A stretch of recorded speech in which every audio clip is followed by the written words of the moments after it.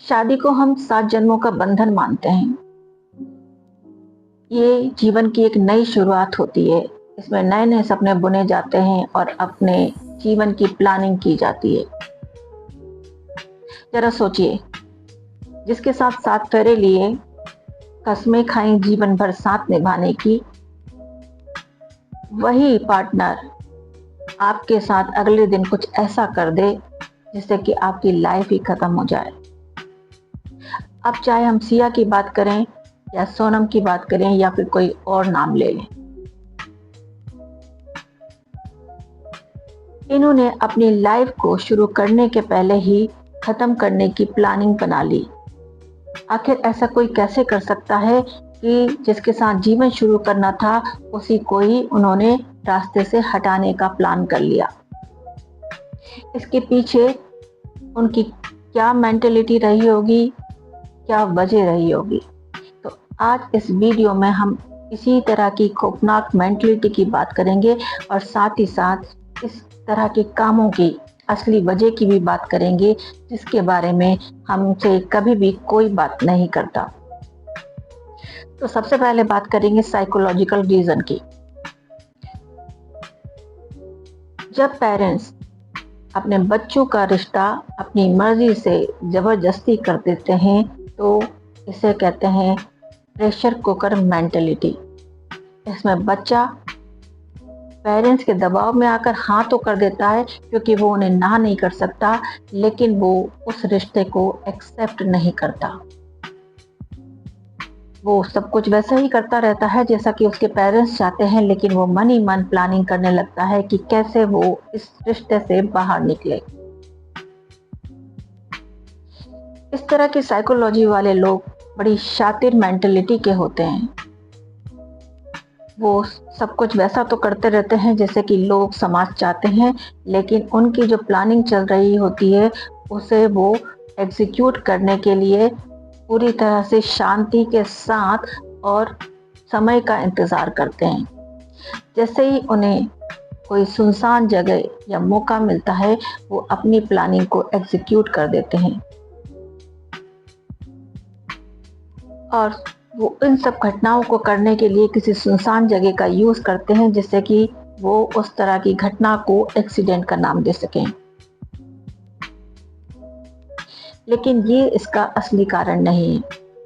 इसका असली कारण है उन पेरेंट्स की पेरेंटिंग। पेरेंट्स जनरली ये तो बताते हैं कि अच्छे नंबर कैसे लाना है, ज़्यादा मार्क्स कैसे लाना है और ज़्यादा कमाना कैसे है, लेकिन वो अपने बच्चे को कभी भी ये नहीं बताते हैं कि उन्हें दूसरों के साथ पेश कैसे आना है, दूसरों की भावनाओं की कद्र कैसे करनी है, अपनी फीलिंग्स को कैसे बताना है। अब जब पेरेंट्स अपने बच्चों को ये सब नहीं सिखाते हैं तो बच्चे इस तरह के कदम उठा लेते हैं क्योंकि उन्हें तो वो सब चाहिए होता है जो कि वो चाहते हैं by hook and crook. Sonam या सिया दोनों के ही केस में इस तरह की बात हुई थी। अगर हम उनके पेरेंट्स से बात करेंगे तो हमको पता लगेगा कि इनके पेरेंट्स ने कभी भी इनको समझा नहीं, ना ही इनकी फीलिंग्स को समझा, ना ही इनके इमोशंस को समझा, ना ही उनसे ये पूछा होगा कि वो चाहते क्या हैं। अक्सर पेरेंट्स बच्चों के साथ या तो बहुत ज़्यादा फ्रेंडली हो जाते हैं और वो उसकी हर सही गलत बात को मानते रहते हैं। तो इस तरह की पेरेंटिंग में बच्चों को लगने लगता है कि वो चाहे जो भी करेंगे पेरेंट्स उनके साथ ही रहेंगे, उनका हमेशा साथ देंगे।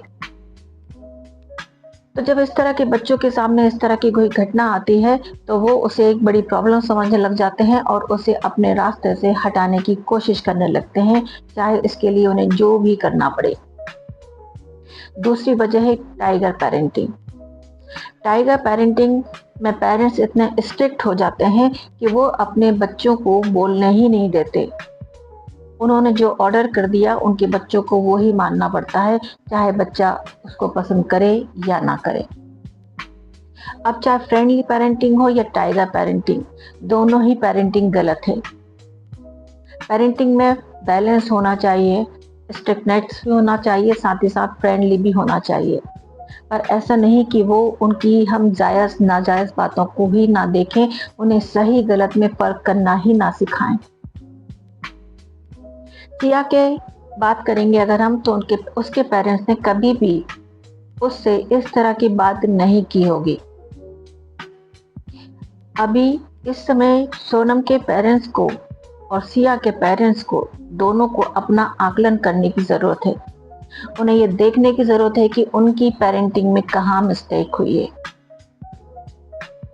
क्योंकि कोई भी बच्चा इस तरह का स्टेप अपने आप नहीं ले सकता, लेकिन कभी उसे बताया नहीं गया कि सही गलत का फैसला करना कैसे है, लोगों को समझना कैसे है।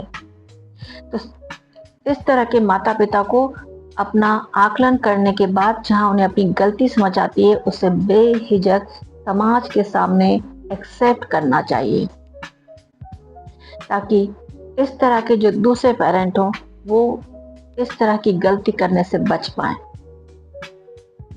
साथ ही साथ मैं न्यूली मैरिड कपल्स को भी ये बताना चाहूंगी कि आप अपने पार्टनर को जितने भी अच्छी तरह से जानते हो, जितना भी ज़्यादा जानते हो, लेकिन शादी के बाद आपको अपने पार्टनर को वॉच करने की ज़रूरत है। देखिए उसका बिहेवियर कैसा है, क्या पहले से कुछ अलग नज़र आ रहा है या फिर वो कुछ चुप चुप सा रहता है। ज़्यादातर लोग ये सोचने की गलती कर देते हैं कि नया माहौल है, थोड़ा एडजस्ट होने में समय लगेगा। हाँ, नया माहौल होता है तो कुछ एडजस्ट करने में टाइम तो लगता है, लेकिन वो नया माहौल किसी एक के लिए नहीं होता है, वो दोनों के लिए होता है। तो पहले तो चाहे वो लड़का हो या लड़की, दोनों से ही कहूँगी कि वो अपने पार्टनर की फीलिंग्स को समझने की कोशिश करें और उसे अपनी बात बताने की भी कोशिश करें। दोनों को एक दूसरे का रिस्पेक्ट करना चाहिए, एक दूसरे की फीलिंग को समझना चाहिए। उन्हें ये देखना चाहिए कि उनका बिहेवियर कहीं उनके पार्टनर को हर्ट तो नहीं कर रहा। लेकिन इन सब बातों का ये मतलब बिल्कुल भी नहीं है कि वो आंख बंद करके अपने पार्टनर पे विश्वास करें। अब अगर आपको ये वीडियो अच्छा लगा हो तो इसे लाइक सब्सक्राइब करिए। साथ ही साथ पेरेंटिंग की सबसे बड़ी गलती आपको क्या लगती है ये बताइए। हो सकता है आपका एक कमेंट किसी पेरेंट की सोच बदल दे। तो मिलते हैं अगले वीडियो में, तब तक के लिए स्वस्थ रहिए, सुरक्षित रहिए, अवेयर रहिए।